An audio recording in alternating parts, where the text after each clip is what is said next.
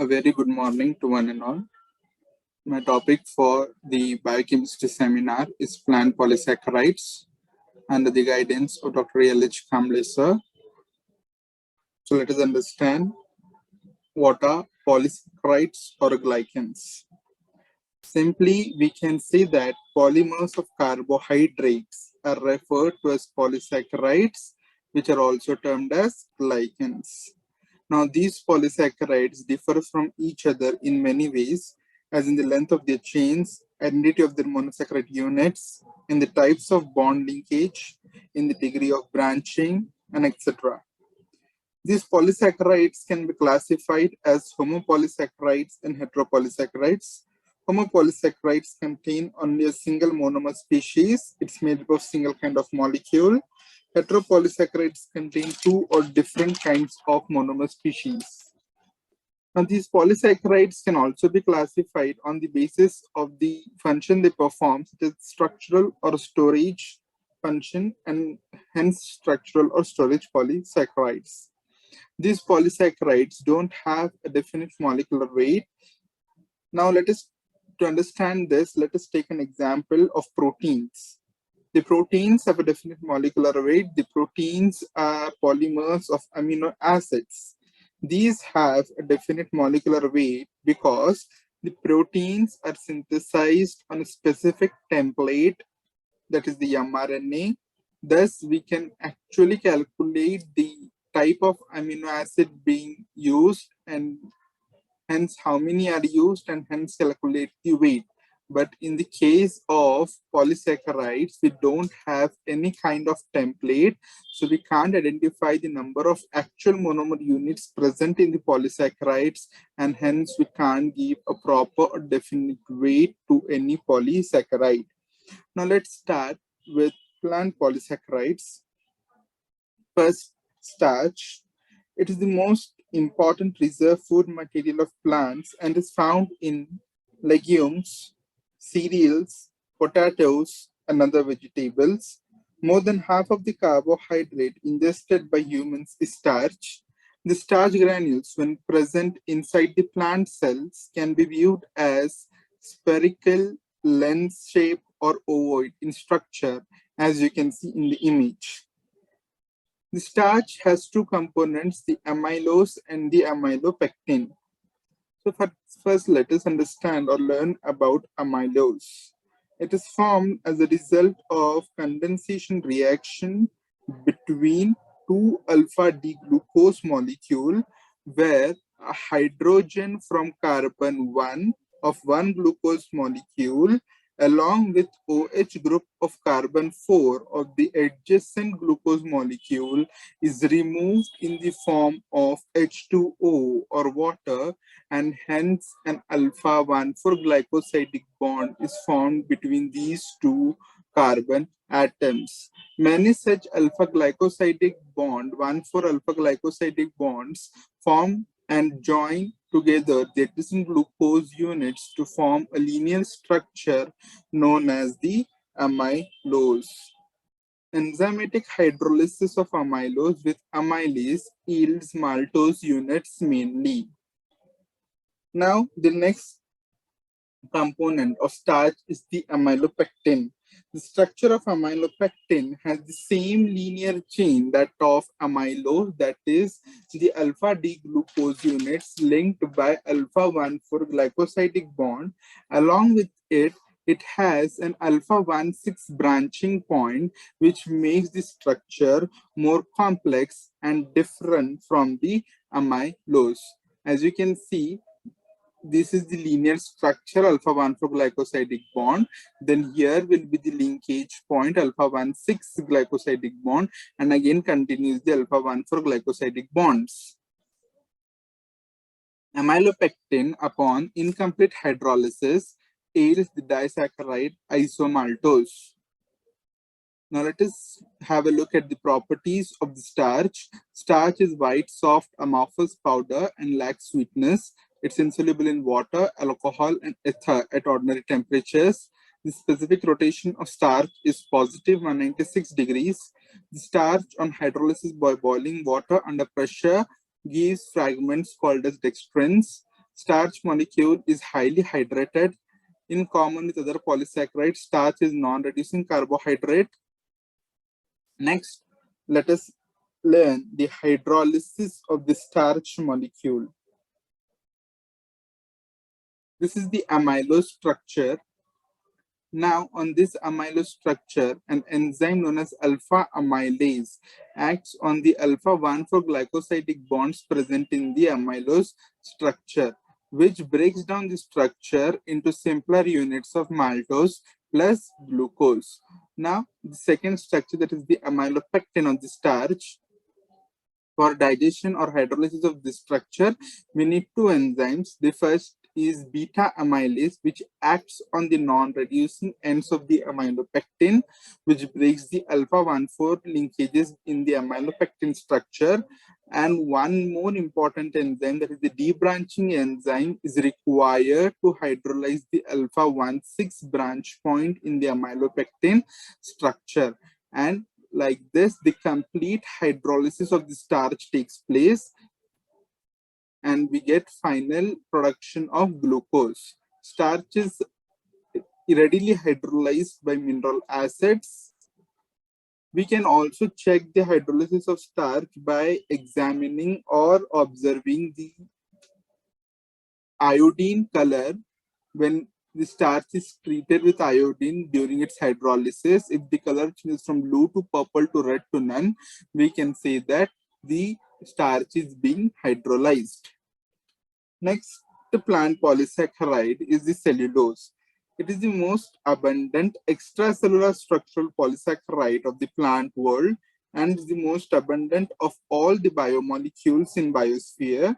It is found in the cell walls of the plant, particularly in stalks, stems, trunks, and all woody parts of the plant. And cotton is almost pure cellulose. Next is the chemistry of the cellulose structure. The cellulose is a linear unbranched homopolysaccharides, same as the amylose structure, but there's a very important difference in cellulose, that the glucose units are in the beta configuration, that the glucose units of the cellulose are in the beta configuration. These glucose units in the cellulose are linked by beta 1 4 glycosidic bond, beta 1 4 glycosidic bond. These differences in amylose and cellulose makes them very different from each other in their physical and chemical properties. Now let's have a look at the properties of cellulose. It's a fibrous, tough, white solid insoluble in water, but soluble in ammonical cupric hydroxide solution, that is Switzer reagent. It gives no color with iodine and it lacks sweetness. Because of lack of chemical reactivity, cellulose is of no nutritive value. Then the humans are unable to digest cellulose because we don't have the enzyme which is required for digestion of cellulose, that is the cellulase. But the animals like the cattle, sheep, goats, camels, giraffe, etc. are able to hydrolyze the cellulose in their intestines, and certain wood-eating insects are also able to digest it because the microorganisms present in the digestive tract do possess such digesting enzymes.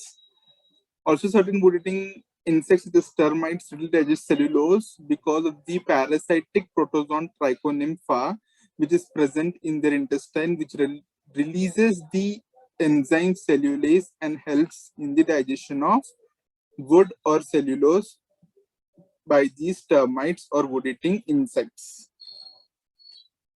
Hydrolysis of cellulose. Cellulose is relatively inert material and is completely degraded only under the most drastic conditions. For example, it may be hydrolyzed to glucose when treated with concentrated H2SO4 or with concentrated NaOH. Next, plant polysaccharide is the pectin. These are found as intracellular substances in tissues of young plants. They are components of middle lamella between cell wall and adjacent cells. They are abundant in ripe fruits such as guava, apples, pears, etc. Now let us have a look at the chemistry of the pectin. Pectins are a mixture of three different polysaccharides which have different chemical composition. The first is the galactin.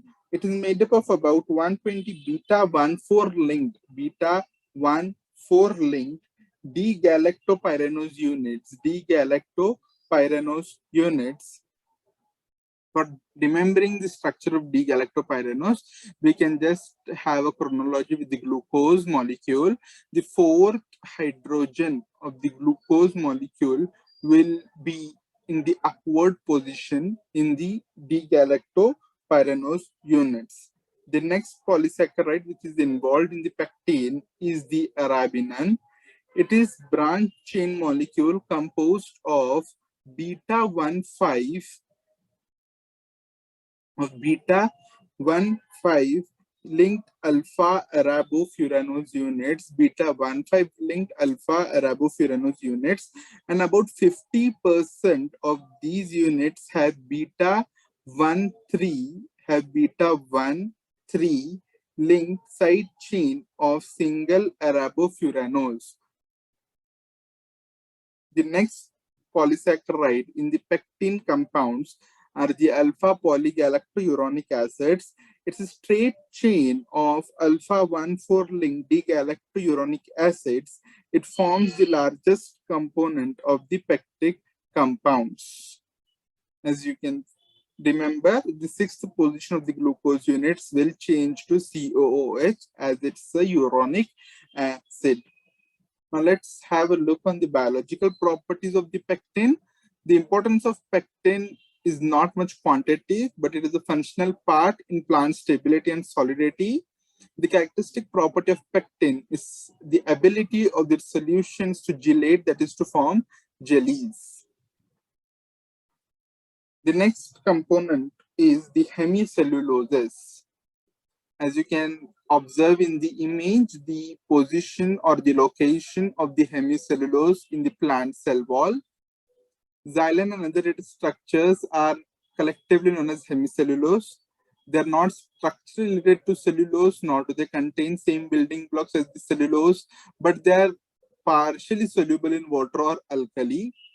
Hemicellulose consists of either pentoses or hexoses as well as of uronic acids.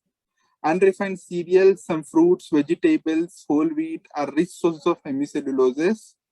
They absorb water and are partially digestible. They function as storage and supporting substances in plants. The designation hemicelluloses has been discontinued since large number of similar polysaccharides are found in fungi and bacteria, and instead of hemicellulose, we consider them as xylenes. So now let us learn some things about the xylene. It's the next most abundant and widely distributed carbohydrate after cellulose. Straw bark consists up to 30% of xylene. Sugarcane residues also contains up to 30% of xylene. Conifer woods and deciduous woods consist up to 12 to 25% of xylene. Let us have a look at the chemistry of xylene. It's a homopolymer of D-xylose linked beta 1,4 linkage. Xylene can also be derived from cellulose chain by substituting hydrogen for CH2OH group in the cellulose. By substituting the CH2OH group of cellulose with the hydrogen group, we can get the xylene structure from the cellulose. Now let's have a look at the properties of xylene. Xylene is more rapidly degraded by a large number of microorganisms than cellulose. Ability to utilize xylene is very common in fungi. Xylene is excellent substrate for cultivation of mushrooms. The next polysaccharide is the agar. It is found in the cell walls of red algae and seaweeds. The chemistry, it's a mixture of sulfated heteropolysaccharides made up of D-galactose and L-galactose derivative ether linked between C3 and C6. They are made up of D-galactose and L-galactose derivative ether-linked between C3 and C6 units. Agarose is the agar component with fewest charged groups. The remarkable gel-forming property of agar makes it useful in biochemistry laboratory. Now, how this agar forms into gel is also very interesting. When we dissolve the agarose into the water, they literally form two thread-like structure which wound around itself in a helical shape, and then the water molecules go and stuck between the gaps in these helical structures, and hence we get a gel or we get a solidity in the water substance which we call as gels. Uses agarose gels are used as inert supports for electrophoretic separation of nucleic acid, essential part of DNA sequencing processes. Agar is also used to form a surface for growth of bacterial colonies. Commercial use of agar is for capsules in which some vitamins and drugs are packed. I have used these following books for preparation of my presentation. Thank you for giving me time.